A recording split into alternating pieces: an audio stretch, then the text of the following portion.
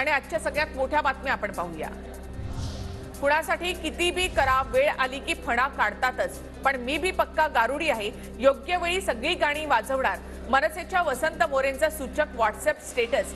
काल शर्मिला ठाकरे यांनी साईनाथ बाबर यांना खासदारकीचे संकेत दिल्यानंतर वसंत मोरेंच्या स्टेटसने चर्चांना उधाण। काँग्रेसचा सुरुवातीपासूनच आरक्षणाला विरोध, बाबासाहेबांमुळेच अनुसूचित जाती जमातींना आरक्षण, पंतप्रधान मोदींचा हल्लाबोल। देशाचा चेहरा बदलण्याचं काम नेहरूंनी केलं, मोठ्या नेत्यांचं योगदान नाकारणं योग्य नाही, पंतप्रधान मोदींनी नेहरूंबाबत केलेल्या टीकेवरून पवारांची प्रतिक्रिया। महाराष्ट्र लोकसभा निवडणुकीबाबत केंद्रीय गृहमंत्री अमित शहांचा मोठा दावा। महाराष्ट्रामध्ये 42 पेक्षा जास्त जागा जिंकू, एका वृत्तपत्राला दिलेल्या मुलाखतीमध्ये अमित शहांचं वक्तव्य। महाविकास आघाडीमध्ये जागा वाटपाबाबत अद्याप चर्चा नाही, योग्य वेळी आम्ही जागांबाबत मागणी करू, जागा वाटपावर प्रकाश आंबेडकर यांचं वक्तव्य।